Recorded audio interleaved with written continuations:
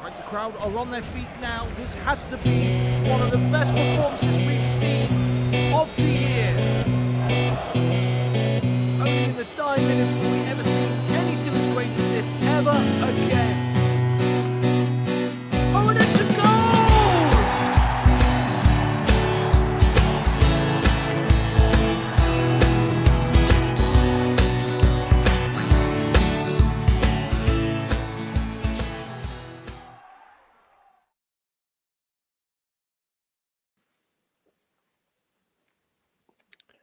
All right, we're here with John Lauridsen.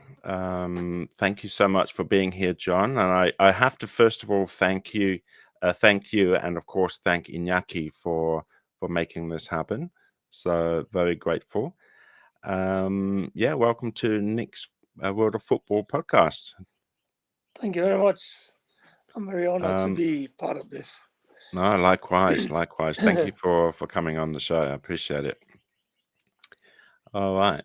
So I'm just going to give a very quick background, and then we'll get into the questions. You're John Lauridsen, a former Danish international professional footballer who began your career with Esbjerg in 1978. You won the Danish First Division title a year later, and that obviously gave you access for the European Cup, which is now the equivalent of the UEFA Champions League, where you reached the second round of that competition, going out to Rinat Dasayev's Spartak Moscow 3-2 on aggregate. And then you moved to Spain and played for Espanyol for 7.5 years. Made over 200 or 250 appearances for Espanyol? Yes, I think totally was about 300 because I played 2 years in Malaga as well. So yeah, in Malaga. Yeah, and you helped the team reach the 1988 UEFA Cup final, which we'll no doubt talk about. And we'll mention your time with Malaga. I'd like to see how that went for you. And you played 2 seasons before returning to Esbjerg in 1990. And internationally, you earned about 27 caps for Denmark, scored 3 goals, and represented the nation at the Euros in 1984 in France. So, welcome, John. Thank you again. And did you always want to be a football player, or when did you actually made a conscious decision you wanted to be at an early age? I think first I'll say thank you very much for having me. It's a pleasure being a part of your podcast.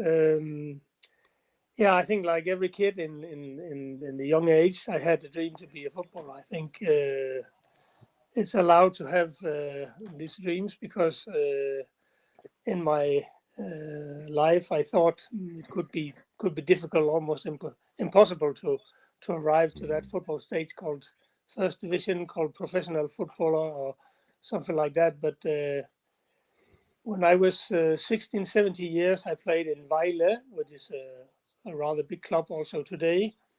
And they had a very good youth academy.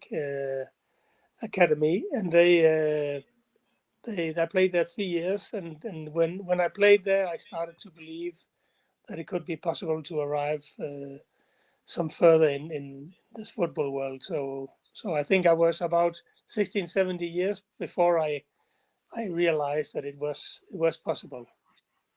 And then, of course, in 1978, you joined Esbjerg, and a year later, you won the title. So, what was Esbjerg like as a team in those days? We were talking about these 70s.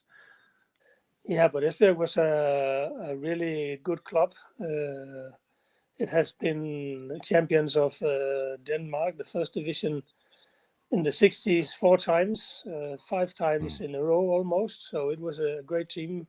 Had formed a lot of national players for the Danish national team, and was very known as one of the big clubs in Denmark. There was then some years when the club went down in 2nd division and 3rd division, so it struggled a bit. But in the late 70s, we managed to get a good team together and have a good trainers and things like that. And we rised from 3rd to 2nd division 1 year, and the year after from 2nd to 1st division. And then 79 we won the league. So Wow. It was a tremendous team we had that time. Wow. Yeah. And of course, I mentioned in the introduction, you played Halmstads in the first round, and you got through. Do you have any memories of that game against the Swedish champions? Yeah, of course. It was a dream game against Swedish opponents. That's the country next to Denmark. So it was like a local derby, you know. And we Yeah, knew true. that the Swedes were very difficult to beat, but we played 0-0 in Sweden. And then we won 3-2 in Esbjerg with our goalkeeper. He saved two penalties. So it was a dream of a game. It was 8,000 in the stadium. So it was fantastic. So it's a pity that we couldn't manage to beat Spartak Moscow as well, because they beat us and they took on Real Madrid in the next round. So that would have been nice. That would have been amazing. How old were you Yeah. at that time?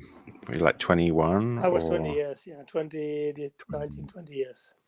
Wow. Yeah. Yeah, that would have been an awesome fixture. But you would eventually play there anyway. But Yeah. I think Rinat Dasayev was known back in the early 80s or late 70s, early 80s as one of the best goalkeeper in the world. Yeah, no doubt. He was a great player, and he also made a great career. I think also in Spain, where he played for Sevilla, and he was a good goalkeeper, really. Not as good as Thomas Nkono, but he was good. No, never. That's true. We'll get on to Tommy. Awesome. So, so you decide to go to Spain, or did a club or several clubs show interest, and then you went to Spain? How did going to Spain as opposed to Italy or England Yeah. happen? Well, I must admit that I until then only have played. I've played one game with the national team, playing for Esbjerg.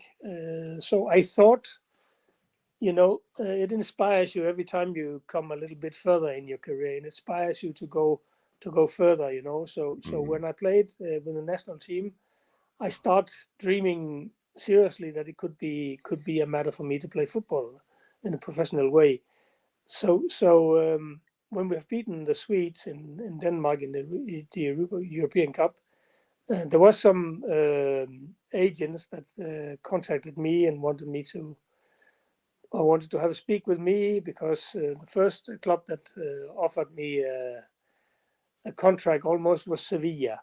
I went to Sevilla and I saw the stadium, I saw the players training. I made the medical examine, and they said I was fit for football. So we had only had to agree the contract, but unfortunately we couldn't agree with them. I had my father and I had some people that had knowledge about these contracts to advise me. So at the end we couldn't agree, and I was of course sad. I was 19, 20 years. I wanted to go out and play football. And me and my wife, we have just met 1 year before, and we were so keen on going away. So that would have that made me a little bit sad. But then after a short time, Espanyol showed interest as well, and I went there to make one training with the team. It was a Sunday morning, and we played a game in Sarria against all other players from the club. And apparently I have done well, because they wanted to sign me. So I signed in 91 and 81, and it was fantastic. It was a dream come true. Furthermore, living in Barcelona was wonderful. A beautiful city, which we often visit still. And that was Maguregi that signed you? Yes, Jose Maguregi was the trainer of the club at that time. Yes, correct. How was he as a manager? Was he attacking, defensive manager? What sort of style? No, he wasn't attacking, but he had a lot of spirit, and he was a good trainer for us young guys. I remember I played the midfield with Manuel Zuniga and Bartolome Marquez, and we were all kids of 20, 21 years, you know. And we had wheelchairs. It was a little bit older, but we got the confidence from Maguregi, and he showed us that we could do it. And I have to thank him a lot for giving me the opportunity to play in this wonderful team. How was it like adjusting to Barcelona? Because from Esbjerg to Barcelona is a big change. Well, imagine you're 20 years and your girlfriend is 19, and we are living in Barcelona. It's wonderful, really. It's wonderful. It's the best years of our lives, I tell you, because we had nothing to do, not more than just look and live in Barcelona and get all the city into us and really enjoy everything about it, the new life, new culture, new language, and people were really, really nice. And it was a wonderful experience. Still today, I Yeah. think it was the best 10 years of our lives, really. Yeah. Wow. Yeah. And learning the language, that didn't take too long, did it? Because you were immersed in Barcelona, and how Yeah, long did it no, take you to learn Spanish? yeah, it didn't take long. Not at the beginning, I started to try to understand what they say, and I tried to. There wasn't many people in the club or in the team that could English. There was only Theo Kustas, he could German, and I could German too, so we spoke together. And then Antonio Arabi, he also spoke a little bit English. So Okay. you were forced to learn the language if you wanted to speak to the people. And I think my first issue was to get knowledge of the language. So I started. Hannah, my wife, she started in Berlitz studio, Yeah. and she knew I've it heard of before I did, and then she teach me a lot. And then I know grammatic. Spanish is very difficult, so I said to her, I don't need the grammatic. I just want to speak it. So maybe I said the wrong things, but the right words, So that was important for me. I think jumping out in it and just speaking as I could, and people showed very much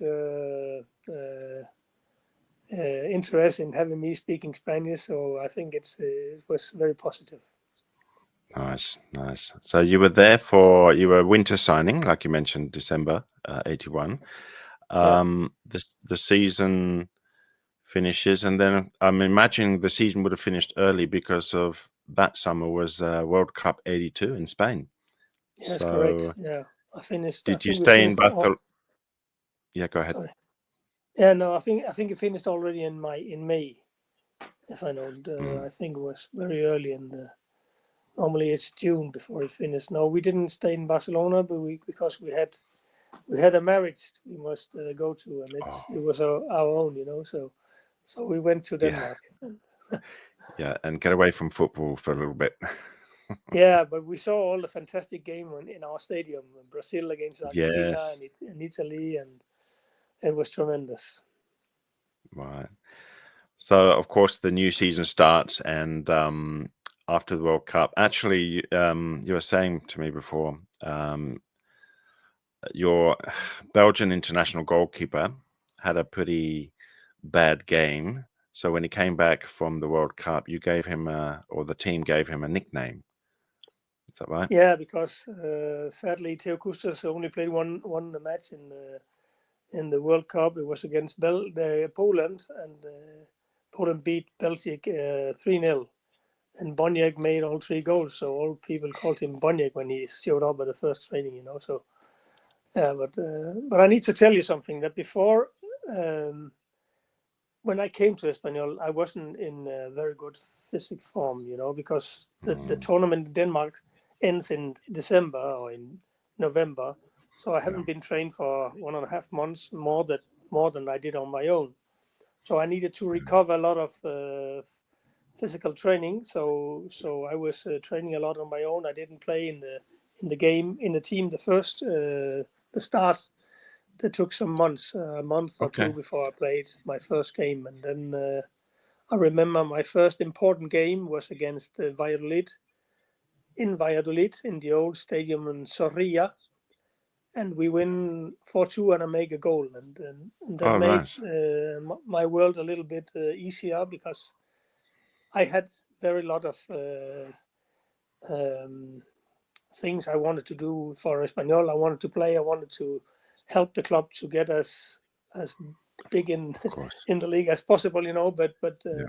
I needed to show the people that I could play. And when I had the chance, I had the luck to make the first goal in Valladolid and win.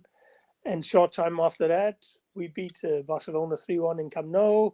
We played 1-1 in Fantastic. Bernabeu. So my start was really lucky and good, and I think it gave me a motivation for keep on trying all what I could to do the best for this club.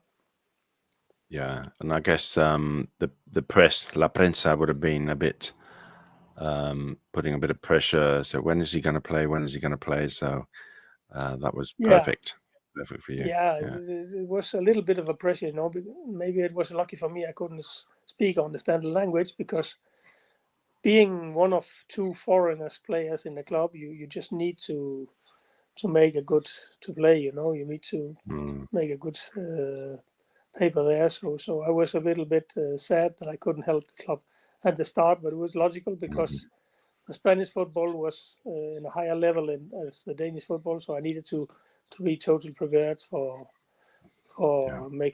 playing. Yeah.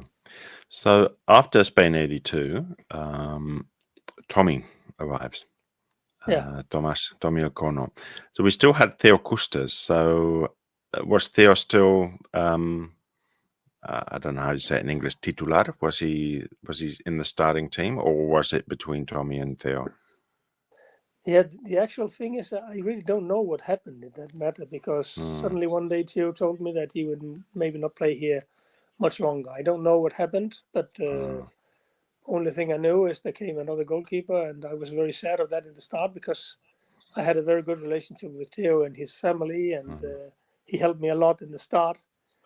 But maybe it was the first time that I saw what professional football also is, because you get some feelings, you get a good colleague, and then suddenly he's in there, So that was a hard time, but it wasn't the fault of Tommy, of course. So I agreed with the club that Tommy came. I was very glad that he came, because he showed out being the best goalkeeper in the whole world, apart of the best teammate I have for many years. Yeah, yes. How was he? Did he settle in okay to Espanyol when he first came? Or I think everyone was stunned about his qualities. He was a total dedicated footballer, a total dedicated goalkeeper. He had so many forces. He was quick. He was strong. He was sure. He had the reflexes was tremendous. He could play football as well. Normally, when we trained, he also played, and he had this easy style of throwing him after the ball or running. He was just a physical phenomenon. So my deepest respect for Tommy has been there since the first day, and I still have it. I still see him as the best in the world. I saw him every day in training, so I know what he was capable to do. Yeah. Yeah, I saw some. I just went over some of the goals that Espanyol scored during the UEFA campaign, and I saw some of the saves. I'm thinking, you don't see those saves very often in this modern game. So I'm thinking, wow, yeah, we had a real. He was fantastic. Yeah, it was great. So tell me about some stories of your playing career, because I was checking, and I only noticed that you only had one red card. So this was at Sporting. So tell me the story about this red card. Now, because of the expressions used, you probably have to say this in Spanish. That's fine. That's perfectly fine. This is. I won't I'm even happy say with that. what I said, but because I didn't say what the referee said. I said, but yeah, I made a not so lucky shouting after the myself, because I lost the ball, but the referee he meant that I said something very bad in Spanish about a son of someone, and I didn't, and they made me he sent me off, and they gave me 4 or 5 days of what do you call that? Santion? Or Sanction, yeah. yeah. I can't remember the name in English. Yeah. Yeah. But then there was a possibility to call and say we would like to make a protest of this sending off because John didn't say the things that he did, and the club helped me a lot with that. And also, I was lucky that 2 players from Sporting Gijon, they called and they manifested that I didn't say the words that the referee put in the act. So in one day, I was from having 5 days of suspension moved down to 1 day. So that was very nice, very wonderful for me. So I could play already 2 weeks after. And I remember that I called the players from Sporting and thanked them for their help. I know they had said the right words because that was what I said in the stadium as well. But then 4 or 5 weeks after, Sporting Gijon played in Murcia against Murcia, and 2 Sporting players were sent off. And it was the same coach, same referee we had in the day we had Sporting Gijon, and it was the 2 players that defended me. So I think I'm a little bit sad because I think it was my fault that they were sent off. But okay, that's life, I called them as well and told them I'm very sorry for you that you were sent off, and they said, well, "Don't worry, John, it isn't your fault." So, what a coincidence, huh? Yeah, it was a coincidence. Yeah. Oh man, nothing changes. I think in the Spanish game. No, I'm just kidding. No, that's all good. No, but I do agree that I can say some words. I can be very angry with myself in the game, and I also can have disputes with the referee and with other players. But I never knock one down or kick one down. That's for sure. So I'd rather have a card for saying bad things than not for kicking one down. Yeah, of course. Yeah, I understand. Yeah, cool. So you mentioned the derby, the 3-1 derby. Do you think back in those days in the 80s, it was a lot more balanced? It was more equal, even though Barcelona was still the big club, but we seemed to get some more results. Yeah, no, I don't think it was more balanced because still Barcelona and Madrid was the teams to beat. They had all the power of a big club. They were the best players in the world, and we always had what shall we say, relaxed when we played against Madrid and Barcelona, because from the start no one thought that we could win against them. So it was comfortable to play these games because we could give all, and still after having given all and have made a draw, we knew that was a great result for our club. I think it's always very motivating to play against the big teams in their stadium or home, because the stadium is full. All the people are living with this game, so we really enjoyed these games. I enjoyed these games because we playing against the best in the world. We played against Maradona. We played against Stiliger. We played against the best of the world. So it was very motivating to play these games. Yeah, I was going to say, which is probably. I was going to ask you which is the best player you played against, but you probably just mentioned it, Maradona. Or do you have Maradona. I played against Ben Schuster, great player. Schuster. I played against Osvaldo Ardiles from Argentina, and he played for Paris Saint-Germain.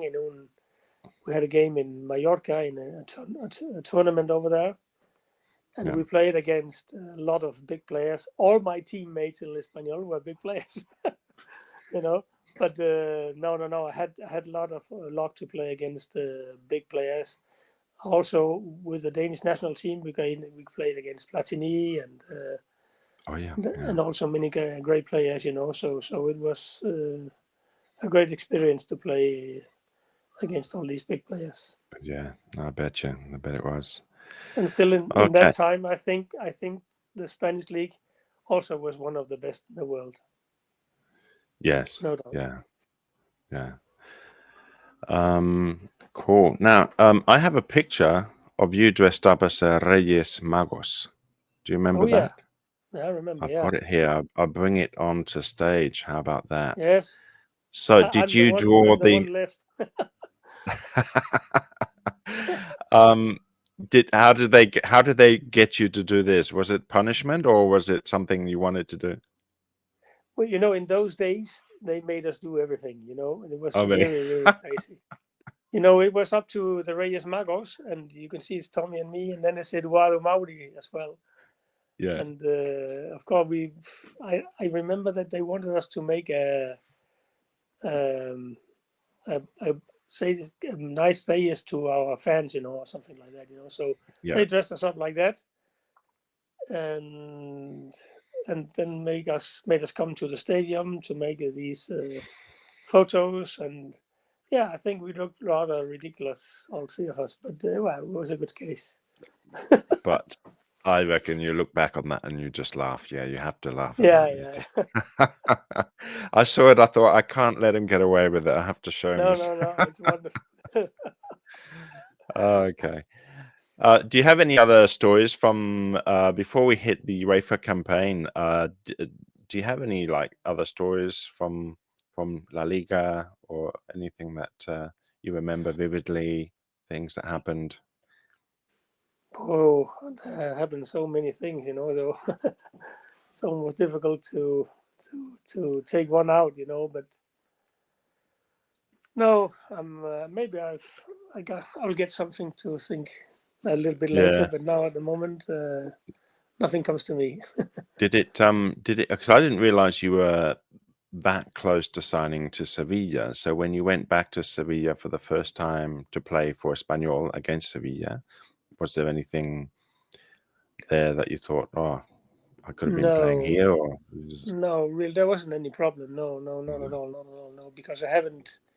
What shall we say? I didn't play or I didn't make any training. I just visited the club, you know, and right? Okay. spoke to the trainer. I think it was Miguel Munoz in that time, who was a Oh, wow. former national coach as well. Yeah, but no, I didn't. I didn't note any problems with playing No against problem. Sevilla. No worries. So Okay, so in 1986-87, which was the year before before the UEFA campaign, I remember that particular season was different in Spain because they had the first six, the middle six, and the bottom six, and the top six would play this little playoff league, and then the bottom six would play this playoff league for promotion. Sorry, for el descenso, the relegation. yeah, It was only done one season, and but I noticed Mallorca was up there, Espanyol was up there, so yeah, that was an incredible. And I think there was a derby win. Was that the 3-1 derby win, or was there a 5-3 no, it was. derby win as well? I think we won 1-0. We had a tremendous year that year. We played 44 games. Yes. Because we played the normal league 34, and then we played 10 games more, the playoff, and we were third in the league before Bilbao, before Betis, before Sevilla, before Atletico Madrid, and it was a tremendous year. We were unbeatable in Sarria. No one could beat us. It was a fantastic year. I think we had about 40,000 people pro match, you know, so it was a tremendous year. We were stunning, really. We weren't big stars, any of us, but we worked very good together. So Yes. it was a wonderful year. Really, And, it was fantastic. and like you said, most of that team were together since 82, 83. So you were used to playing with each other by then. You know, Yeah, not like the modern day where players come, players go, and there's always yeah. constant movement. So that would have, I think that would have been. you have a very good point there, because that's correct. We were playing together about 12, 13 people or players that have been together since 82, and in 87 we made the final job, you know, and get us into the UEFA Cup and got third in the league. Was fantastic year, really. Yeah, yeah. Okay, so I'm going to go over some memories of the UEFA Cup campaign, and I heard you say on an interview that your childhood team was Borussia Möenchengladbach. Yeah, Is it that was. Yeah, that's correct. It's a funny story because when we were qualified for the UEFA, I think there were totally 64 teams in that bowl where they took out the teams, you know. And a journalist asked me, which team do you like to play against? I don't care. Just play. Just only want to play against Borussia Möenchengladbach, I said. And then we draw Borussia Möenchengladbach in the first game in Germany, and the second game in Barcelona. And the thing is that it's been my club since I was a kid, you know. And we had here the German television, so we saw all these games. And it was a Danish club because many Danish players played there in Borussia Möenchengladbach. One of my big idols, Allan Simonsen, who played in Barcelona as well. Simonsen. Yeah. And I had a good friend of mine. We were friends since childhood.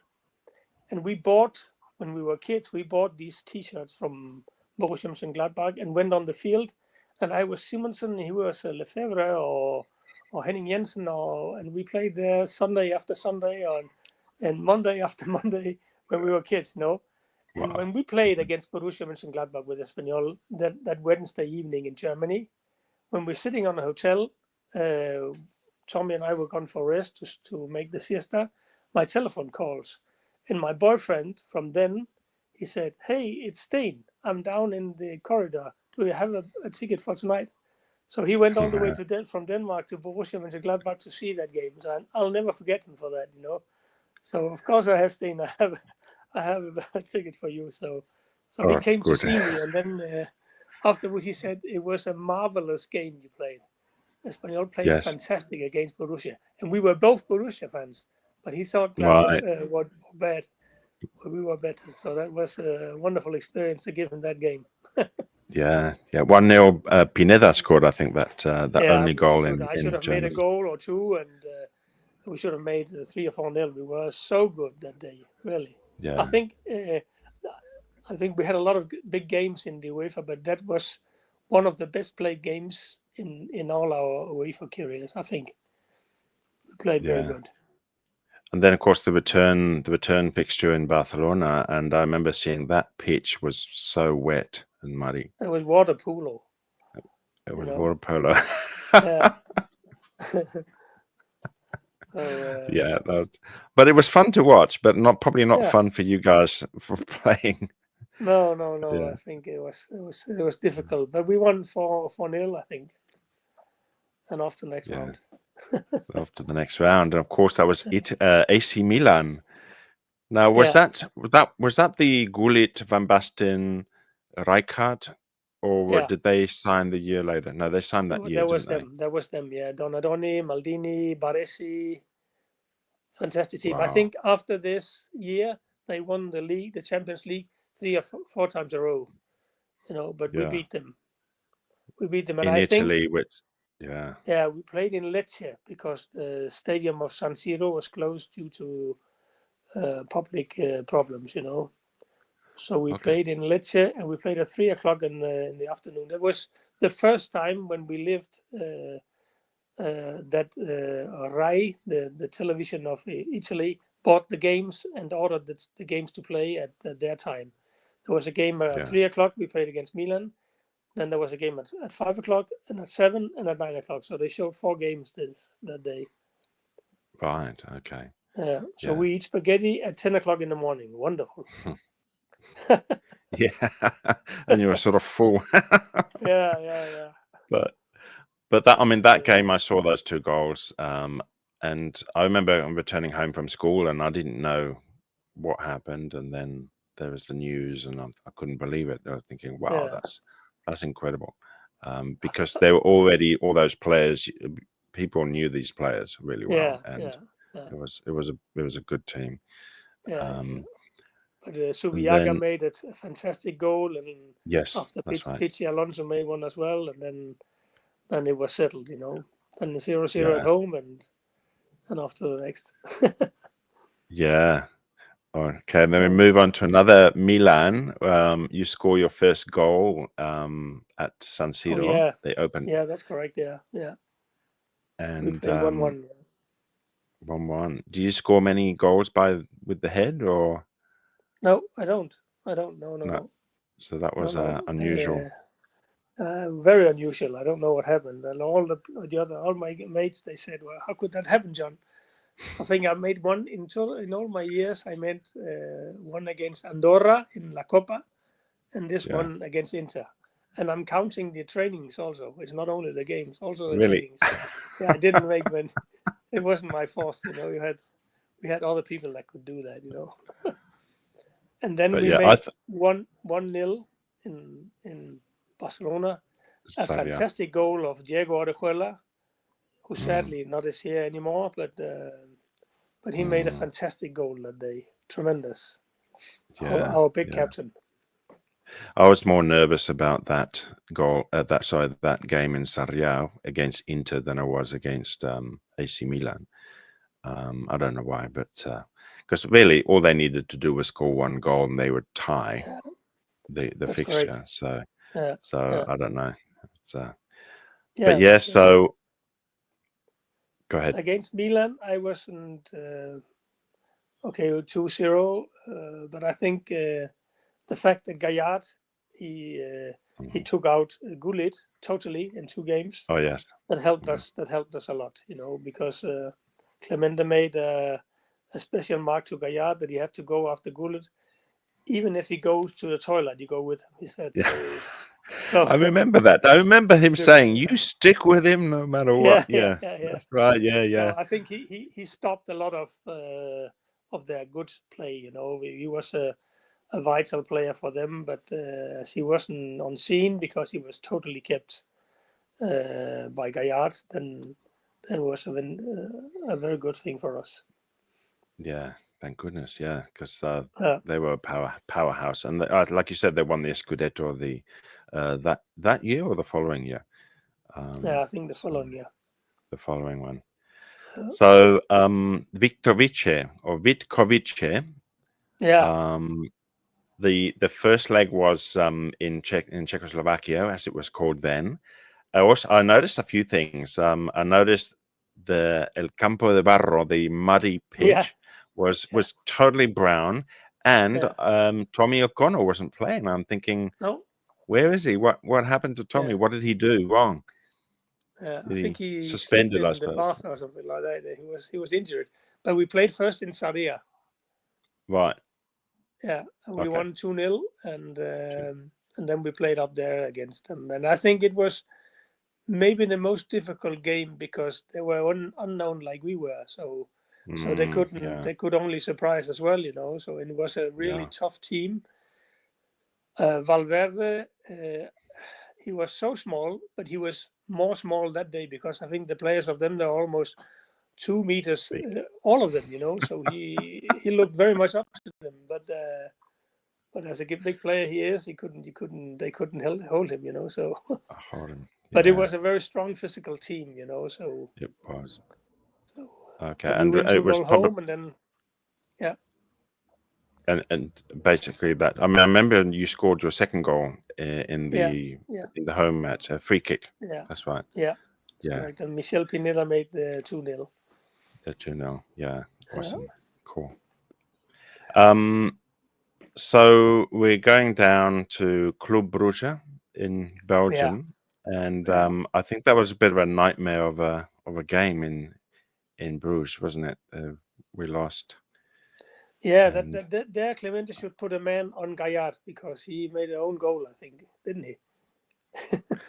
I forget. I haven't seen the footage because I was seeing the footage of the goals of Espanyol, but we didn't score any goals that day in Belgium. They were a very good team, Lucas, very good team, and they beat us 2-0.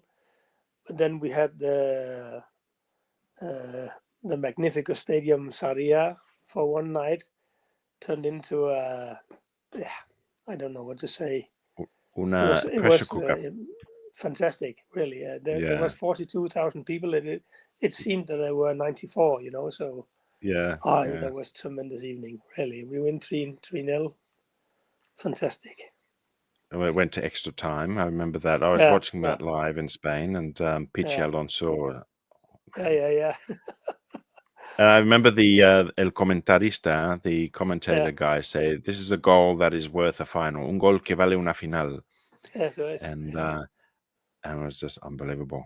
It was It was a big evening, a big Blanc Azul evening, really. oh man.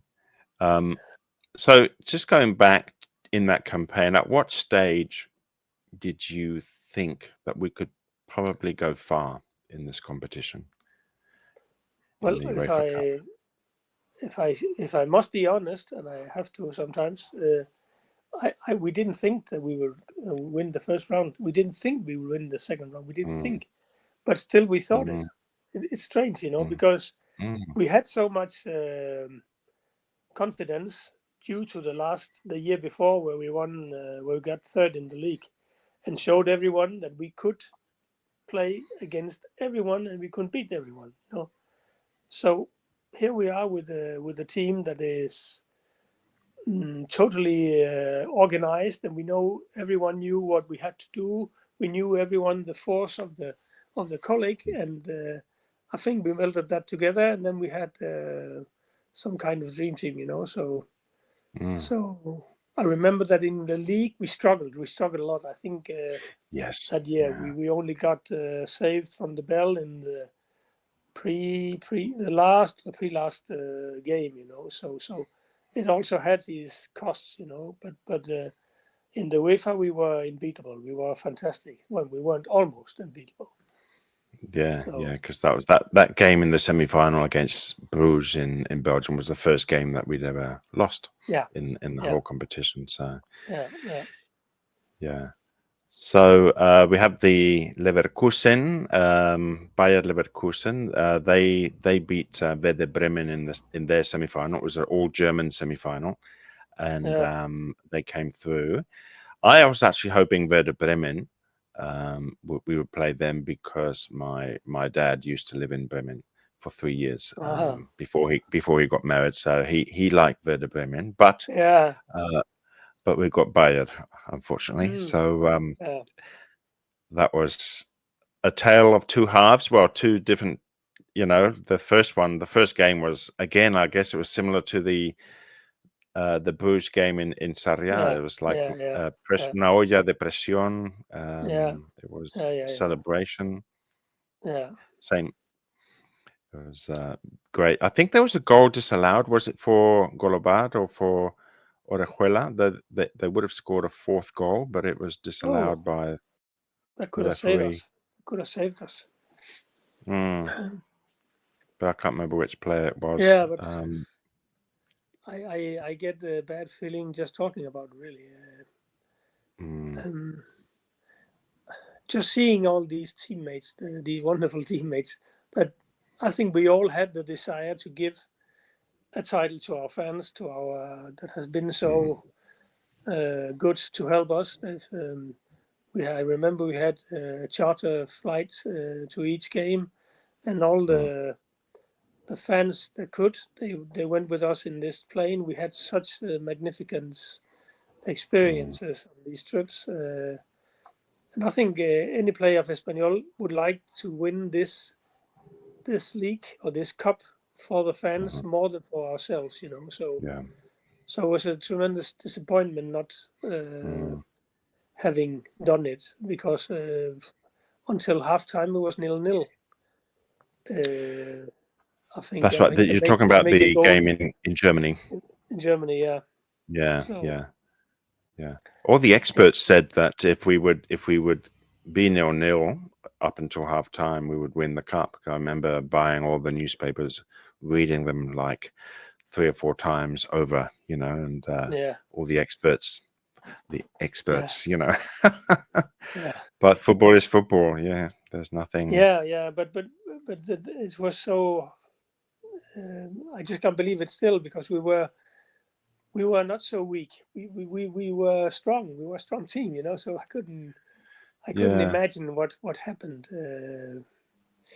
Was it the strategy, the game strategy, just for that game? It was completely different to what you'd been playing so far. No. I think all the players are the same players, I think it's just there just comes a time where they make this one goal, and then they smell something that still was impossible, and we we maybe get a little bit doubt of how do we do now from here, and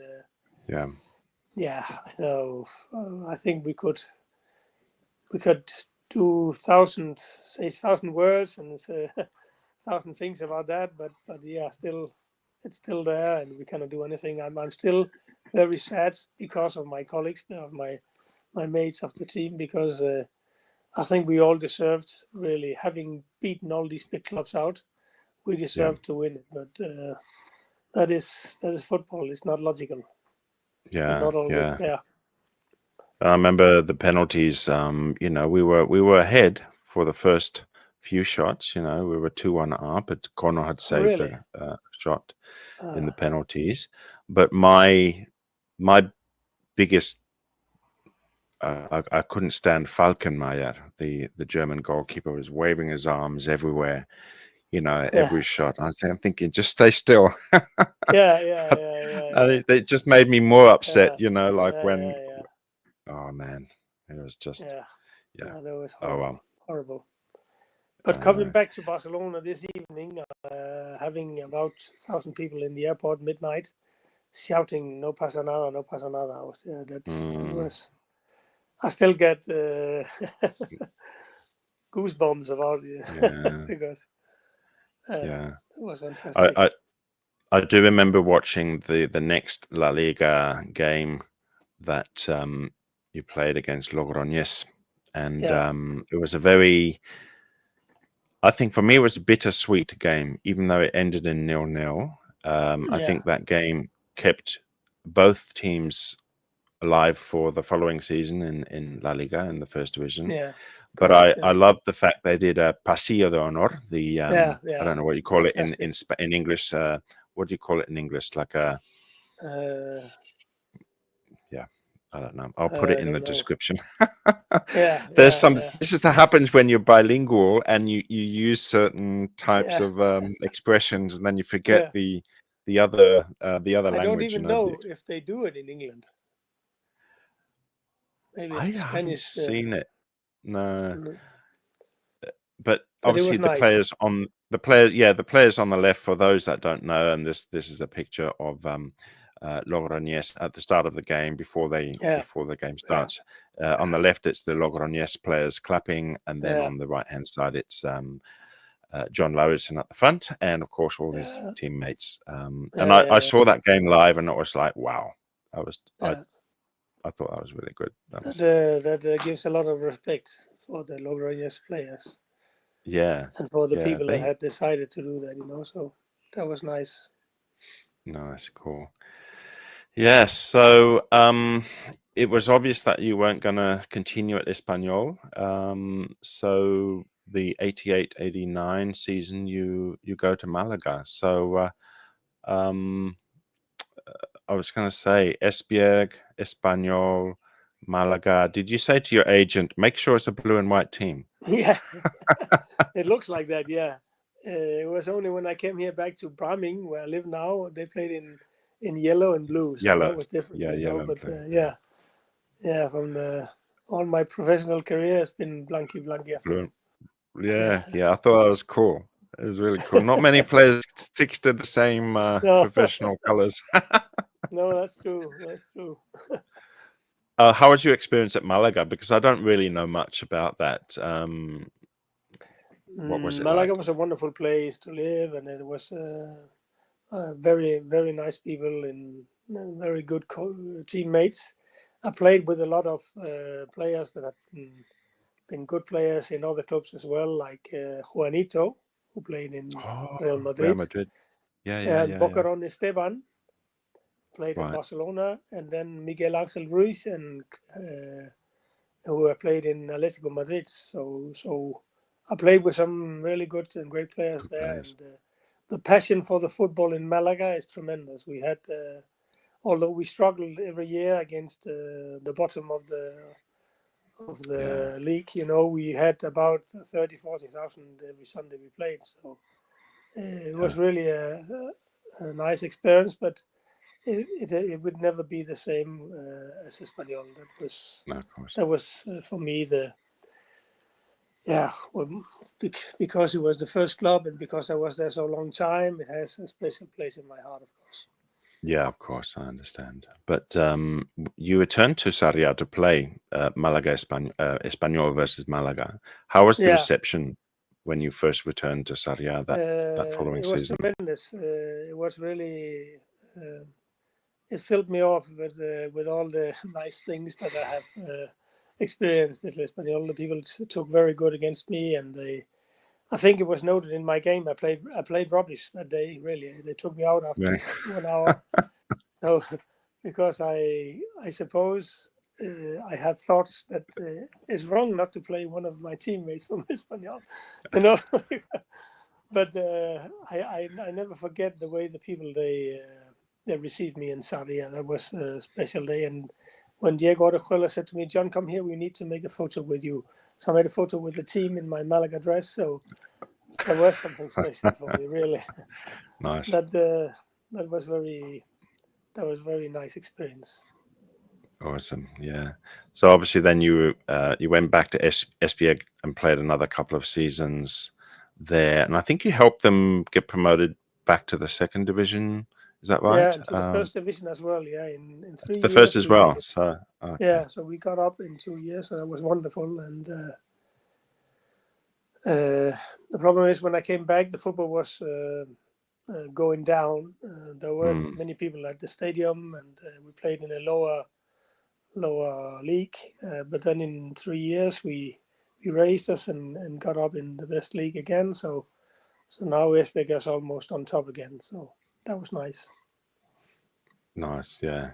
That's good. And then I played So- a lot of years here in Bramming, in a little town here. We had a good team as well. And then after many years, I said to Hannah one day, "I'm stopping now. I think I put the end of my football career." And she said, for the first time, she said, "No, why? Why now?" She said. And I said, "Yeah, now because yeah, I'm getting too old." And she said, "I think you should take 1 year more." She said, and I said, "Why 1 year more?" Normally she said, "Yeah, stop, for goodness, stop." And she said, "Then you have a jubilee. Then it's 10 years ago. Then you say the first time, I'm stopping now." Oh, wow. So Oh dear. so I man. stopped there. So Bramming is a more of a local team. Is that right? Yeah, but it's I think we reached playing something called like 5th division, Preferente or something like that. But it was good for a little sound like that, you know. And then we got Danish Cup winners for old boys. We had a very good old boys team, and we beat the big clubs, and we get the champions in Bramming. Wonderful. Wow. Wow. When was that? What was that? That was in 2008 or something, or 7 maybe. Wow. Around. Recently, fairly recently. Wow. Yeah. Oh, that's incredible. That was That's nice. incredible. Yeah. So you retired from football and you went into transport, I believe.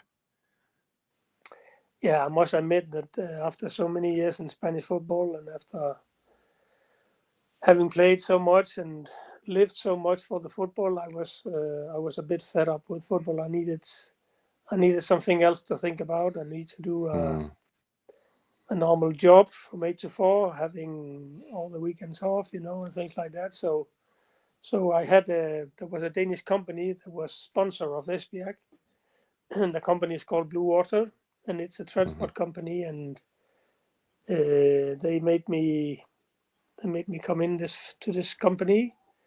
I started from the beginning. I must have to educate like anyone else. So Sure. I finished that, and then I'm still in this job after 34 years, and You must be good. doing Spanish, speaking Spanish every day. So that's wonderful. So Okay. that's Oh, okay. that's brilliant. Yeah. Yeah. That's good. That's good. So do you plan to write a book about your time at Espanyol and No, I in have La no Liga? plans of that. I No love plans. reading other books of other players, but no, that's not my Not your own. plan. Now, I love talking a little bit about food. What food do you miss from Barcelona or from Catalonia or Spain? What Spanish food do you miss? Well, I miss all of the Spanish food. All The of it. Spanish Of food course, is that's the a good best food answer. in the world, So, but we are so lucky that the world is getting every day more open. So there is possibility to make a good paella up here. Hannah makes the best tortilla in the world. Oh, really? Yeah, You'll have really, to send me a it's picture. I tremendous. It's can't wait tremendous. to see it. Yeah. I miss very much the good fish from Spain. The wonderful fish and Yes. the way they prepare the fish in Spain is very different from Denmark. So that's I'm missing very much. Yes. Even in the central Spain where I used to live, they'd always make sure the fish was fresh. They bring it straight in, Yeah, and it was just yeah. presented lovely, and you got so much choice. So not like here in Australia where you get about 6 or 7 Going up, different types of food. yeah, going up and down in the Mercado, it's very enjoyable. Yeah. Also, Just in have to look Yaki, after you your spoke. wallet though. Just make sure it's Yeah, safe. yeah, that's correct. Also, you spoke about Iñaki, and one day Iñaki invited us up to San Sebastian, where he's from, and I tell you, they also have Yeah. good food up there. Yeah, I haven't been. So, I haven't been to San Sebastian. I need to. I need to one day. it's Yeah. wonderful. I think that And a lot of it is the way they prepare the food up in Spain. mm, It's so different. It's so good, and everyone is boiled in oil, and it's really tremendous, fantastic. The tomatoes that are bigger than yes, the basketballs, that's yes, that's right. Yes, yes. it's fantastic, really. Yeah, and the way they taste as well, because here is very Yeah. hard to find a even one that tastes a little bit like a tomato. It takes me back to the 80s where it's like, oh, you could just Yeah. have a meal with a tomato and a bit of salt and just eat it. Yeah. It was just lovely. So you're missing it as well, no? Of course. And it's Yeah. worse for me because 24 hours flight away, like it's too Yeah. far. It's Yeah. okay for you because you can just fly to Yeah. Barcelona and then That's for a correct. weekend, That's correct. Yeah. but that's the Yeah. sacrifice you make for being here and Yeah. in Australia. But that's I okay. have heard a lot about Australia. It's a wonderful land and a wonderful people, so that's also important. Are you planning to come to Australia any day? It's one of my plans when I retire from work and when I have time. That's one of the things I'll do. Yeah. Yeah, we'll make sure the Espanyol is playing. If you visit Sydney, we'll go down to our local sports bar and with the other Sydney-based members, Victor and Jonathan, and we have a restaurant owner here who's also a lifelong Espanyol supporter and from Catalonia as well. So Hey, wonderful. there's a few. Yeah, there's a few of us, that's for sure. So I come to and Sydney when I come. That's for sure.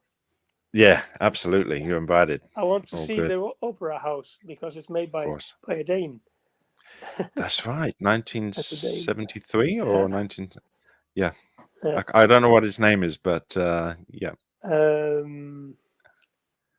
No, but It doesn't come no, to I don't mind. know. No, I just know it's Dane. Then yes, yeah, Sydney Opera House. Yeah. yeah. So do you keep in touch with your Espanyol friends? And it sounds like you Yeah, do, luckily obviously, I from do. Yeah, luckily Iñaki. I do. We have this WhatsApp group with all the players from the 88 team, and we write to Nice. each other when there's birthdays or something to celebrate, when there's sad days, and just to keep us up. So that's very nice to hear that they're all okay and they're having a good time, and yeah, wonderful memories we share. Good. Nice.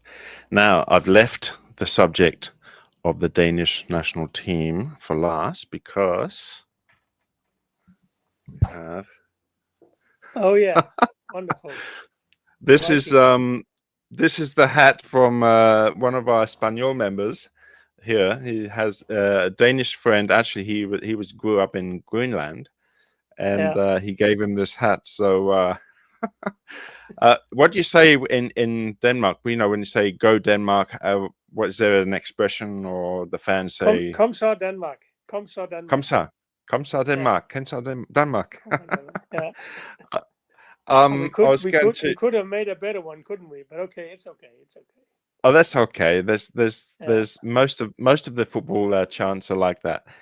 I went onto the Danish football stats page. Can you see that? Yep. Yeah, I can see it. Yeah. Just about. I just noticed that your debut for the senior team was on the 12th of August, 81, but you had actually had some friendly and some Olympic qualifiers in 1979. Yeah, that's correct. So you played Finland twice. So when you finally made your senior debut, you must have been sick of Finland because it was your third time playing. It was a win or go game against Finland. The team that won would go to the Olympics, and we lost. But But the senior game, I think it was you scored in that game as well, and that was your debut. Yeah, in my debut I scored. Yeah, they had the national team here was built up by foreign players, and sometimes we played with some national players only to see how we could do. And this day we played against Finland, and I had the luck to make the first goal, so that was a good start, Yeah, no, that's good. I did notice though that you had a gap of over 2 years between. Was that just because of the transition to the senior team, or there was obviously there's no Olympic qualifiers? So in June 1979, no, there were no. There was basically this only game, and then there was 4 years before there was Olympic Games again. So yeah. So the gap. And I wasn't. That time, the Olympic players were the players that couldn't play in the A team, because the players that played foreign couldn't play in the Olympic team. That was the rules. So we had to play the Olympic team with players from the second row, if you could say that. I see. So because the good players were not allowed to play, the professionals were not allowed to play. Yeah, I understand. But I had what was your most 27 or 28 games with the national team. That's correct. Yeah. What was your most of those games? And I guess they were all memorable, really. But was there any one game that stood out for you in the senior squad? Yeah, but I had the luck to be part of the European Cup in France in '84, where we, what all people said, deserved to go in the final against France because we played a good European Cup. What a pity that we had to play against Spain, because Spain showed out to be our very, very bad opponent, because they beat us there and they beat us también also in Mexico in '86 in the World Cup, So, but we had a very good team that time. All the players that played in the national team were playing in big clubs. Me from Espanyol, and then Lerby from Bayern Munich, Laudrup from Juventus, Frank Arnesen from Valencia, etc., etc. So it was all big players in big clubs, So we had a very, very strong team at that time. That was a great experience. Talking about Mexico '86, what does en riktig Jesper Olsen mean? Sorry, again? There's an expression that was created after Jesper Olsen's back pass. That's right. Because Jesper, he made a good pass to Butragueño. Yeah, he made a great serve to Butragueño. So that was to people say it's a Jesper Olsen pass. He actually had to move to Australia because of that. He said to me one day. Really? No, he wasn't like that. But he lives in Australia, Jesper. He was a great player, but oh, really? Okay. He put us in front 1-0 on penalty. In penalty, that's right. Yeah, sent to I can show you something. Okay. See it.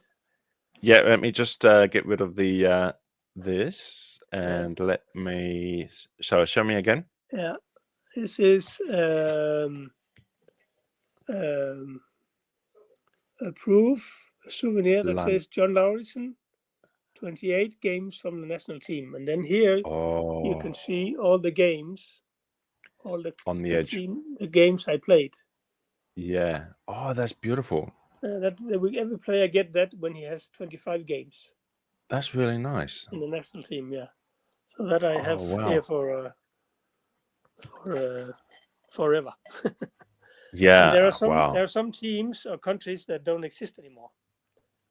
For instance, Oh, TSSR, Czechoslovakia. yes. And there are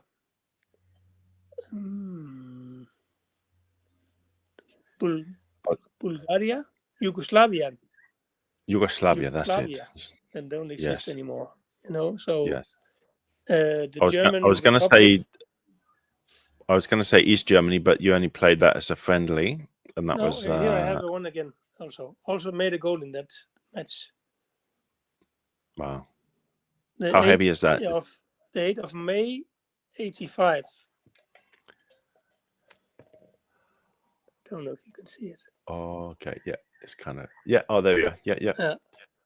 Yeah. So that's history, you know. Oh, that's beautiful. Yeah.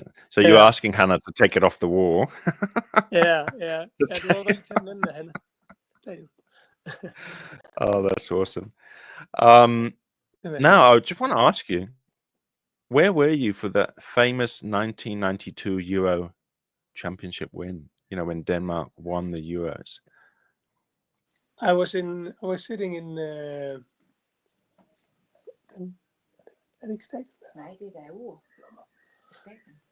I was sitting in a couch watching the final, yeah. Yeah. And this was really surprising. That was if you could have played something on that bet, something, you would have won a million. You'd be a millionaire. You know?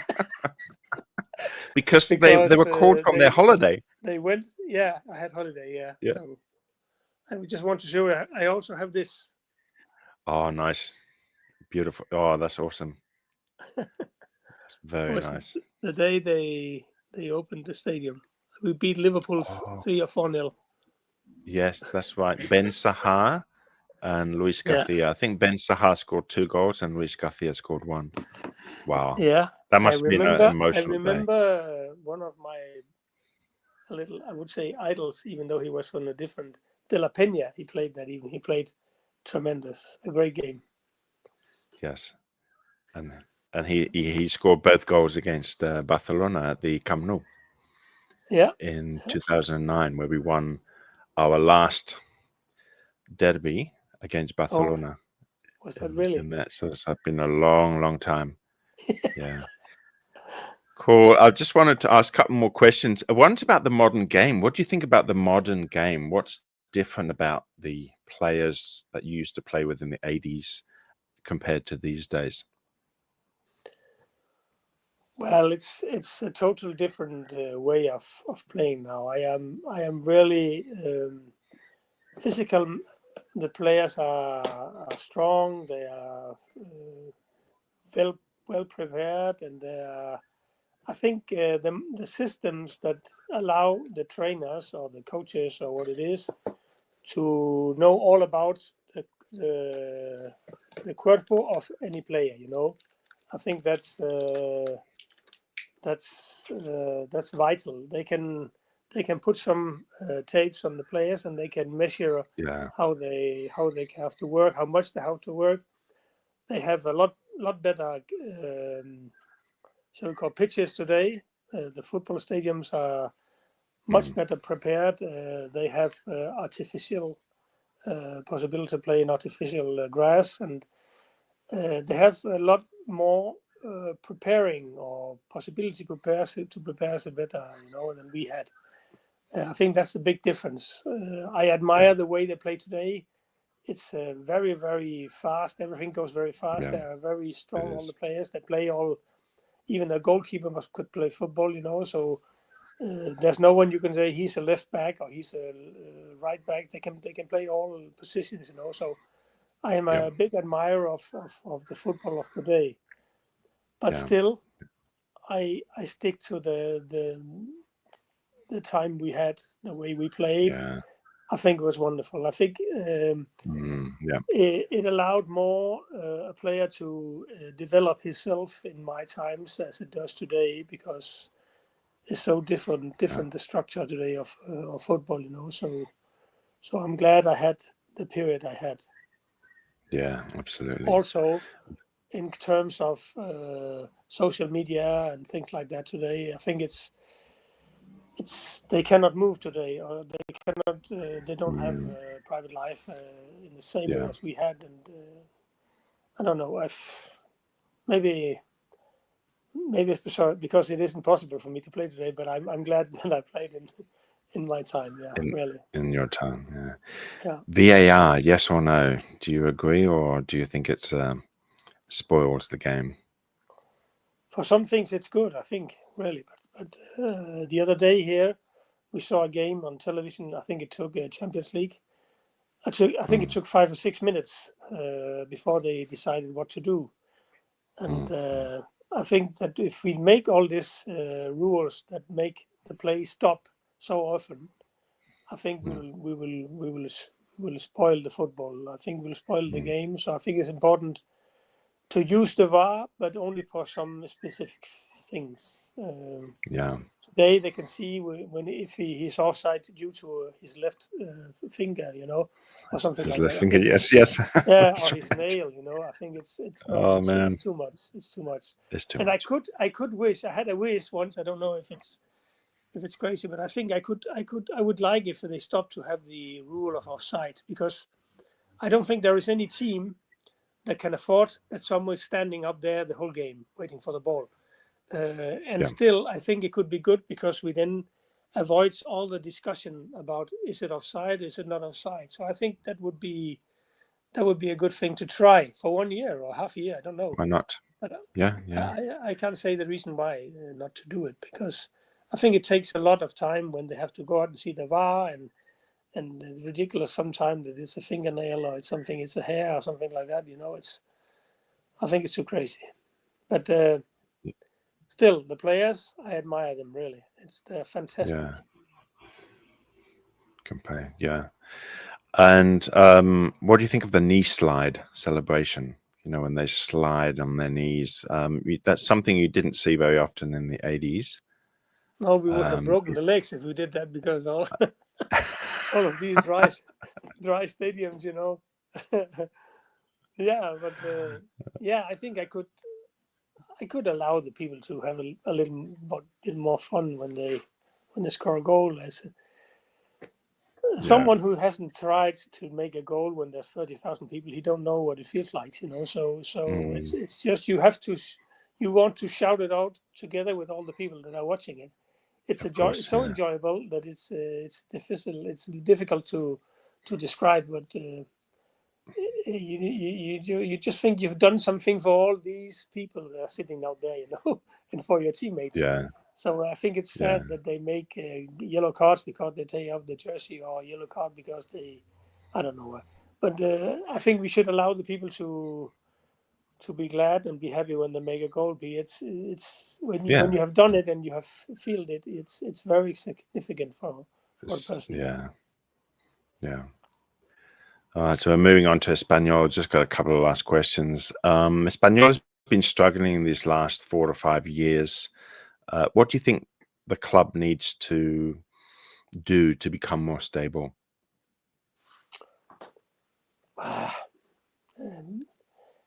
We need some solid 2